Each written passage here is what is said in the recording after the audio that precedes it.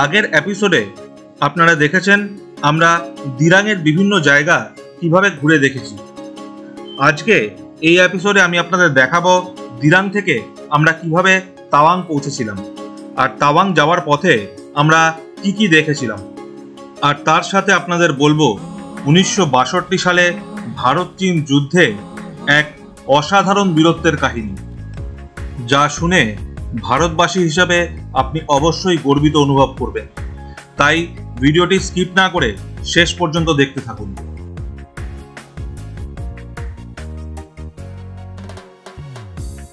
Hello বন্ধুরা, আমি অনুপম আর আপনারা দেখছেন এবিজি ট্রাভেল।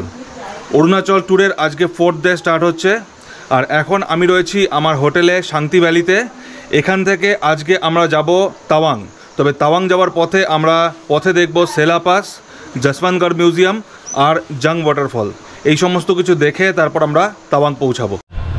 তো এবার আমরা ব্রেকফাস্ট টেবিলে চলে এসেছি, ব্রেকফাস্ট করে নিচ্ছি। ব্রেকফাস্ট করেই আমরা এখান থেকে রওনা হয়ে যাব। তো কালকে যে ব্রেকফাস্টটা দিয়েছিল পুরি সবজি, সেটাই আবার দিয়েছে। তবে রুটিটা বেশি ভালো ছিল বল? হ্যাঁ, রুটিটা বেশি ভালো ছিল। পরশুদিন আমরা রুটি খেয়েছিলাম, রুটি সবজি, ওটা বেশি ভালো খেয়েছিলাম আমরা। শেরগাঁওতে পরশুদিন আমরা রুটি খেয়েছিলাম, দারুণ ছিল। তার সাথে সবজি ছিল, সবজিও খুব ভালো ছিল। ওই ব্রেকফাস্টটা কিন্তু দারুণ হয়েছিল। সেদিন সকালে শান্তি ভ্যালি থেকে তাওয়াং যাওয়ার পথে দিরাংয়ে একটি আর্মি স্টোর থেকে আমরা কেনাকাটি করেছিলাম।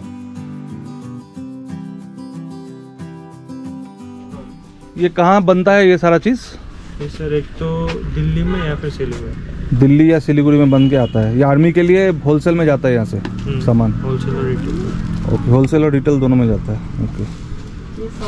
তো আমরা এখানে আরবি স্টোর থেকে কিছু জিনিসপত্র কিনলাম, যেরকম ট্র্যাক প্যান্ট, একটা জ্যাকেট কিনলাম, আর আপুর জন্য একটা ট্র্যাক প্যান্ট আর আমার জন্য একটা টি শার্ট কিনলাম।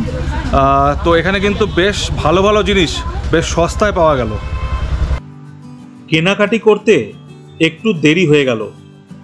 দিরাং থেকে যখন আমরা বেরোলাম তখন ঘড়িতে 11টা বাজে। যাওয়ার পথে এখানে আবার পরপর গাড়ি দাঁড়িয়ে রয়েছে, মনে হয় সামনে আবার ল্যান্ডস্লাইড হয়েছে, সেটা পরিষ্কার করছে। জানি না আজকে কত দূর দেখতে পারবো, কারণ এমনিতেই দেরি হয়ে গেছে সকালে। দেখা যাক কত দূর যাওয়া যায়।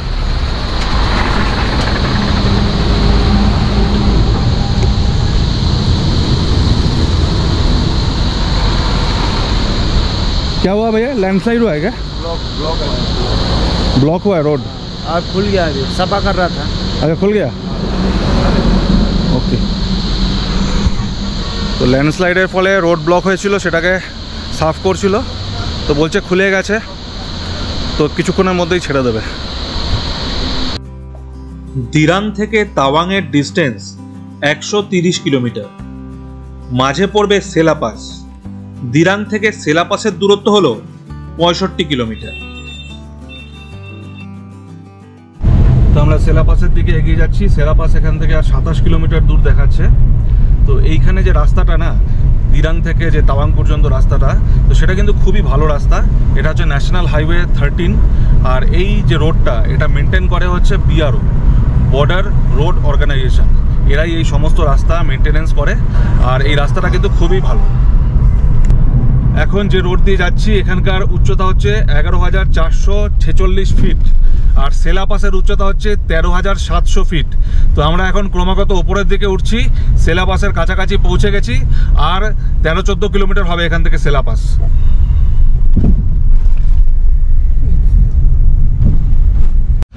এখানে আমি গাড়িটাকে দাঁড় করাতে বললাম আপনাদের ওপর থেকে নিচের রোডটা দেখাবো বলে। দারুণ সুন্দর লাগছে, চারদিকে পাহাড়ে ঘেরা, আর একটা পাহাড়ের ওপর রোডটা গেছে, যে রোডটা দিয়ে এখন আমরা এলাম। এই দেখুন দেখুন, ঠিক পাহাড়ের ওপর দিয়ে রোড। আমরা জেনারেলি দেখে থাকি যে পাহাড়ের পাশ দিয়ে গা দিয়ে রোড কাটা থাকে, বাট এইখানে দেখুন রোডটা যে আছে এটা কিন্তু পাহাড়ের একদম ওপর দিয়ে। এটাই হচ্ছে চূড়া, এই পাহাড়টা চূড়া এটাই, আর তার চারপাশে আলাদা আলাদা পাহাড়ে ঘেরা। এই রোড দিয়েই কিন্তু আমরা এখন এলাম, আর এবার সামনের দিকে এগিয়ে যাচ্ছি। চলুন তাহলে এবার নেক্সট স্টপ হলো সেলা পাস। সেলা পাসের কাছাকাছি পৌঁছে গেছি, আর ঠান্ডা কিন্তু দারুণভাবে বেড়ে গেছে, তাই জন্য আমরা সবাই জ্যাকেটটাও পরে নিলাম।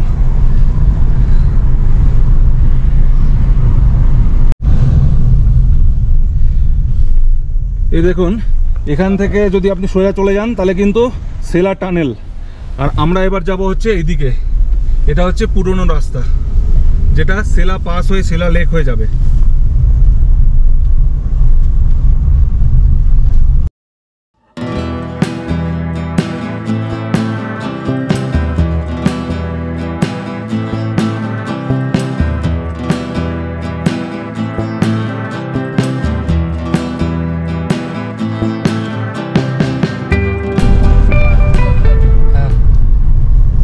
আমরা পৌঁছে গেছি সেলা পাসে।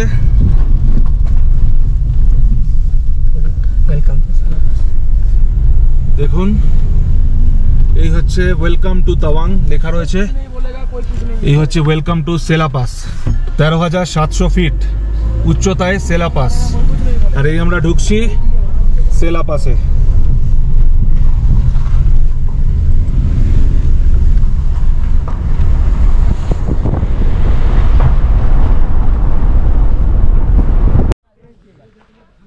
অবশেষে আমরা পৌঁছে গেলাম সেলা পাস। 13,700 ফিট উচ্চতায় সেলা পাসে এখন আমি দাঁড়িয়ে রয়েছি। আর এইখানে যে পাহাড়গুলো, সেগুলোতে কিন্তু সবুজ খুবই কম। এখানে কিন্তু ভেজিটেশন আপনি একদমই পাবেন না, কারণ 13,700 ফুট উচ্চতায় অক্সিজেন কিন্তু অনেকটাই কম। এখানে বেশি দৌড়াদৌড়ি করলেও কিন্তু আপনার শ্বাসকষ্ট হতে পারে।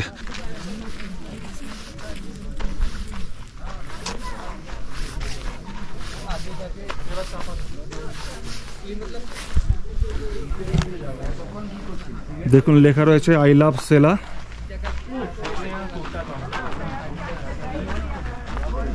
আর এই যে দেখছেন সামনে লেক, এটাই হচ্ছে সেলা লেক।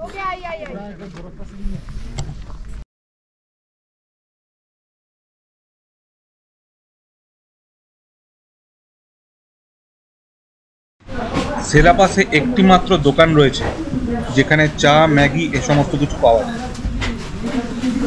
তো এখান থেকে একটু চা খেয়ে নেবো, চা খেয়ে তারপর সেলা লেকের সামনে যাব।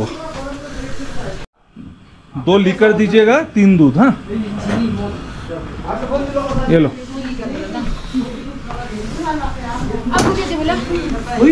ये सब है, ये एक ही साथ है। तो 5 है ना, 5 में से एक मेरा। तुमने फोन किया था? नहीं, नेटवर्क नहीं मिल रहा है, नेटवर्क नहीं है, वो जंगल थोड़ा सा उतरने। এই সেলা পাসে কিন্তু দুপুর 12টার পর থেকেই ওয়েদার চেঞ্জ হতে শুরু করে। এখন 12:30 পৌনে 1টা বাজে। এখন কিন্তু অলরেডি কুয়াশা আসতে স্টার্ট করে দিয়েছে, আর কিছুক্ষণের মধ্যে ঘন কুয়াশায় চারদিক ছেয়ে যাবে। তো এখন আমি সেলা লেকের সামনে যাব। সেলা লেকের সামনে গিয়ে সামনে থেকে আপনাদের লেকটাকে দেখাবো। চলুন তাহলে।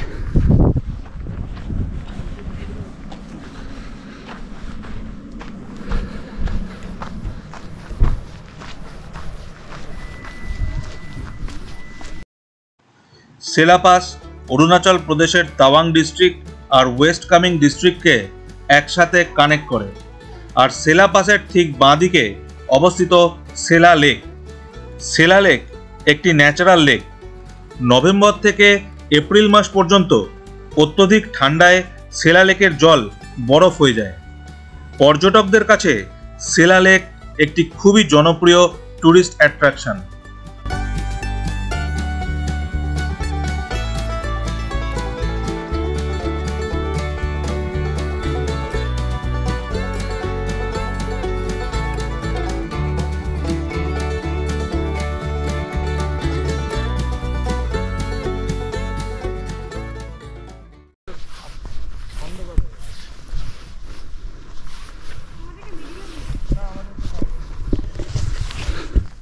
আমি চলে এসেছি সেলা লেকের পাশে, আর দেখুন চারদিকে কিন্তু কুয়াশা আস্তে আস্তে ছেয়ে যাচ্ছে। কুয়াশায় সব কিছু ঢেকে যাবে এরপরে। এই দেখুন সেলা লেক, এখনও পর্যন্ত কিছুটা অংশ কিন্তু ক্লিয়ার রয়েছে। এই পাশে কিন্তু কুয়াশা আসেনি, বাট এই পাশটা দেখুন কুয়াশা কিন্তু চলে এসছে।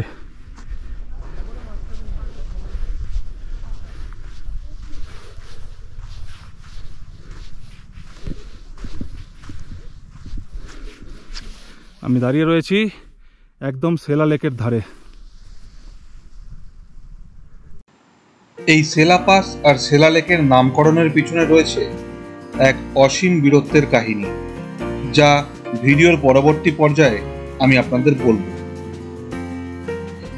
এরপর সেলা পাস থেকে বেরিয়ে আমরা রওনা দিলাম জসবন্তগড়ের উদ্দেশ্যে।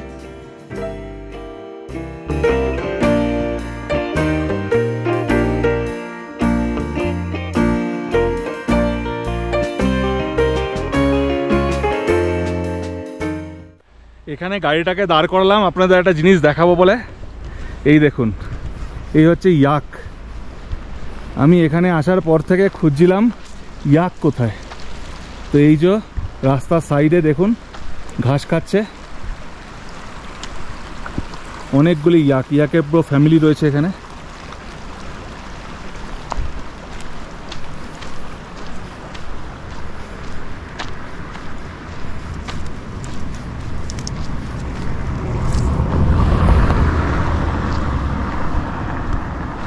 দেখুন এই ইয়াকটা সব থেকে বড়, বসে রয়েছে, বসে বসে আমায় দেখছে।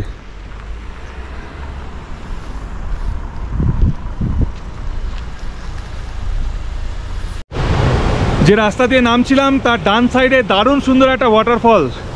এই দেখুন,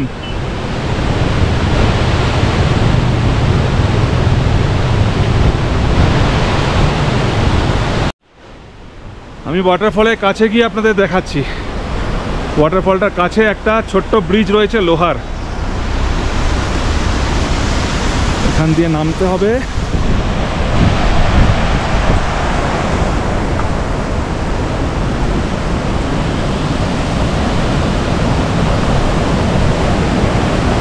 এই দেখুন,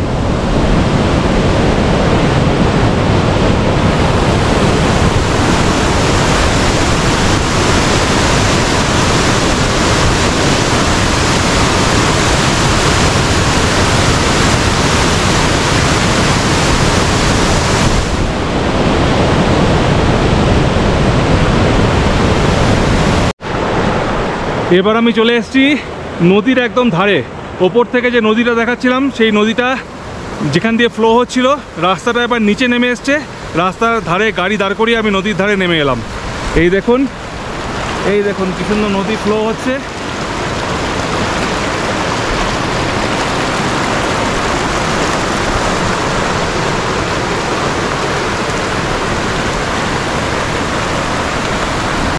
এরপর আমরা পৌঁছালাম জসবন্তগড় ওয়ার মেমোরিয়ালে, যেখানে চারদিকে ছড়িয়ে রয়েছে 1962 সালের ইন্দো চায়না ওয়ারের অসংখ্য নিদর্শন, আর রয়েছে ভারত মায়ের বীর সন্তান যশবন্ত সিং রাওয়াতের বীরত্বের কাহিনী।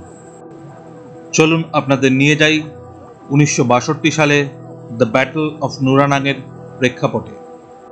ভারতের সাথে চায়নার সীমান্ত বিবাদ অনেক দিন ধরেই চলছিল।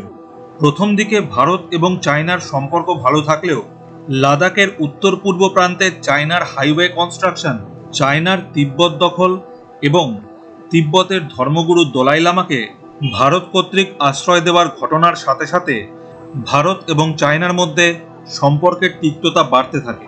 1962 সালের 20 অক্টোবর একেবারে অপ্রত্যাশিতভাবেই চাইনিজ আর্মি হামলা করে লাদাখ এবং অরুণাচল প্রদেশ, যার তখনকার নাম ছিল নর্থ ইস্ট ফ্রন্টিয়ার এজেন্সি, এই দুটি এলাকায় ভারতীয় সেনাবাহিনীর উপর।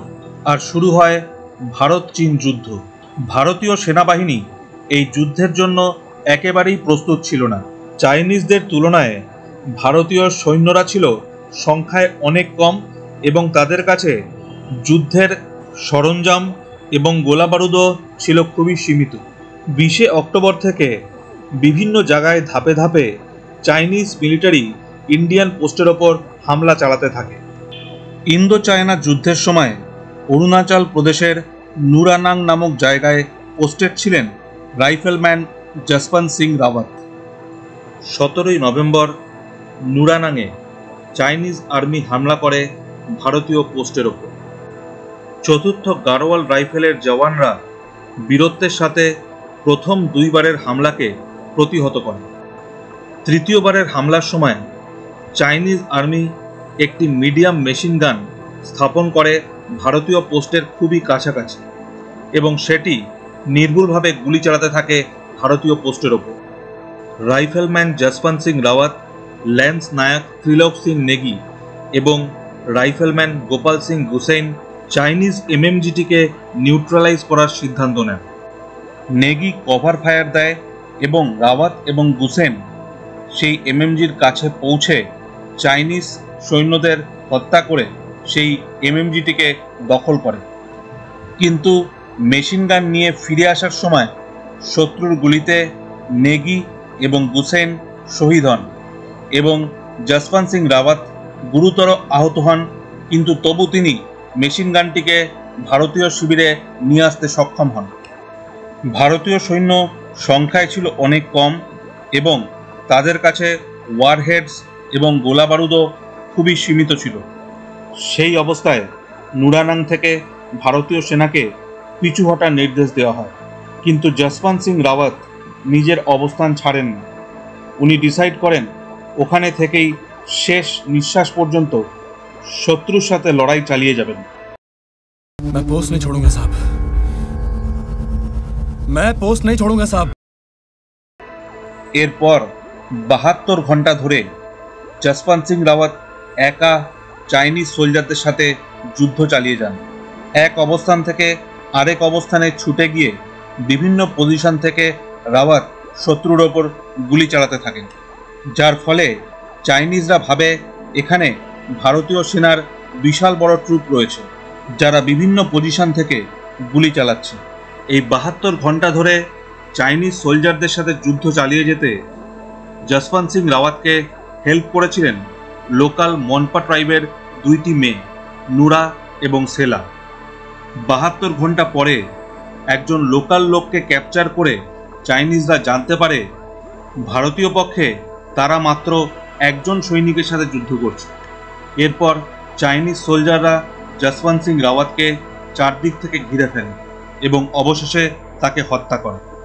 হত্যা করার পর চাইনিজরা যশবন্তের তাদের সাথে নিয়ে যায়।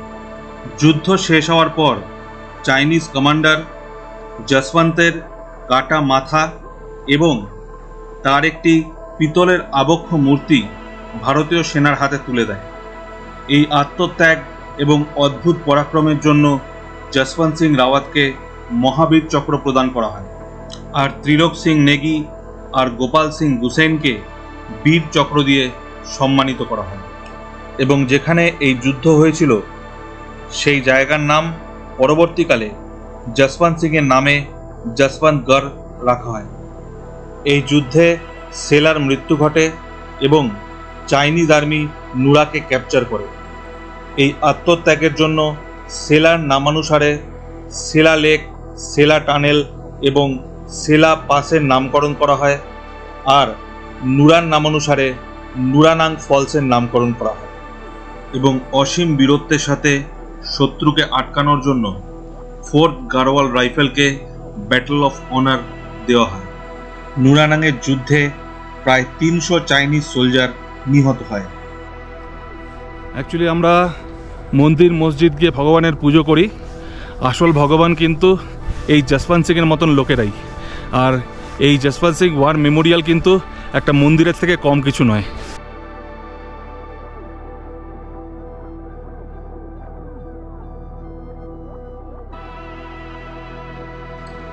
ভারত আমার ভারতবর্ষ, স্বদেশ আমার স্বপ্ন গো, তোমাতে আমরা লোভিয়া জনম, ধন্য হয়েছি ধন্য গো।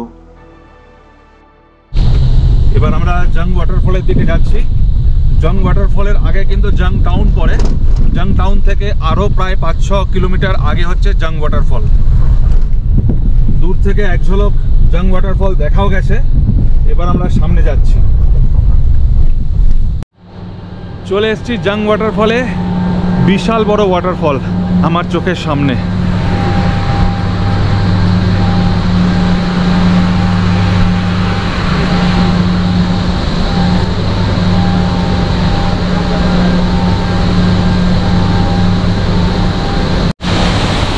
এখানে একটা কাঠের ব্রিজ রয়েছে, এই ব্রিজটা পার হতে হবে।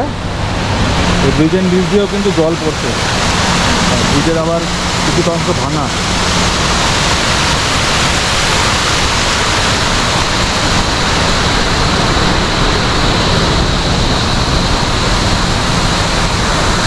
চলে এসছি জাং ওয়াটারফলের কাছে। এই জাং ওয়াটারফলের আরেক নাম হচ্ছে নুরানাং ওয়াটারফল। যেই সেলা নুরার কথা আমি বলেছিলাম, সেই নুরার নামেই এই ওয়াটারফলের নামকরণ নুরানাং ওয়াটারফল।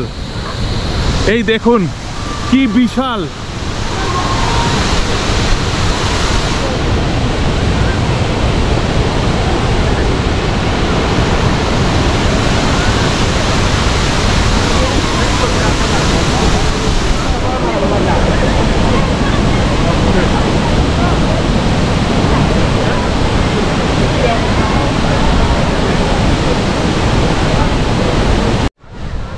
অদ্ভুত সুন্দর, অদ্ভুত।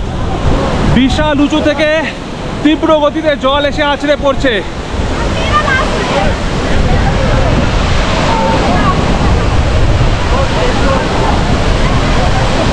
আর জলের থেকে দেখুন এত তীব্র গতিতে জল আসছে যে তার থেকে ধোঁয়া উঠছে, দেখুন কিরকম।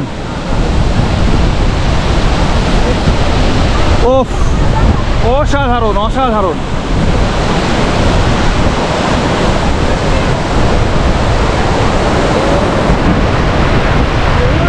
আর এই ওয়াটারফলটা থেকে জল পড়ে এই নদীতে গিয়ে মিশছে।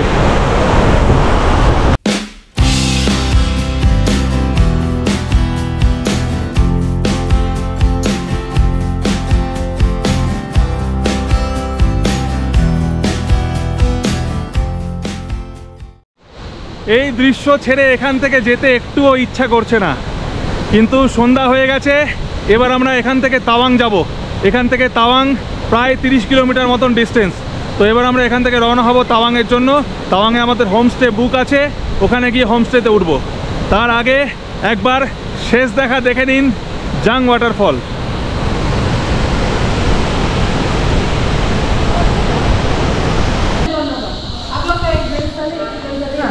তো এখানে আমরা চলে এসেছি খাবার খেতে। আমাদের জাং ওয়াটারফল দেখা হয়ে গেল, এরপর আমরা সোজা যাব তাওয়াংয়ে। তবে দুপুরবেলা লাঞ্চ আমরা করিনি, তো এখানে খাওয়া দাওয়া করে তারপর এখান থেকে তাওয়াং রওনা হব।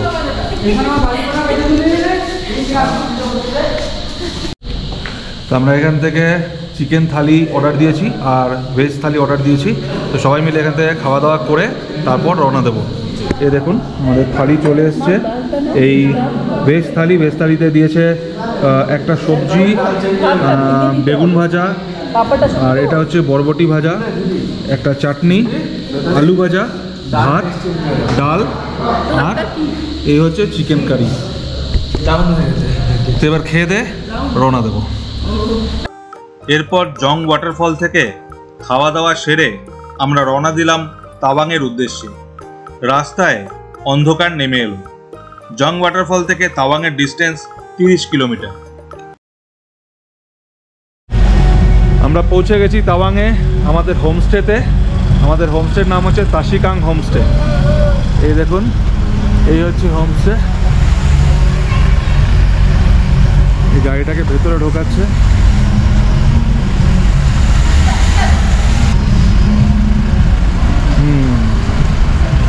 গাড়ি ভেতরে ঢুকে গেছে আর আমরাও পৌঁছে গেছি তাওয়াংয়ে আমাদের হোমস্টেতে।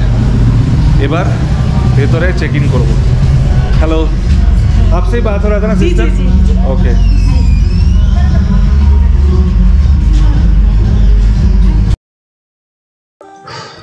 সেদিন সন্ধ্যাবেলা আমরা পৌঁছে গেলাম তাওয়াংয়ে আমাদের হোমস্টেতে।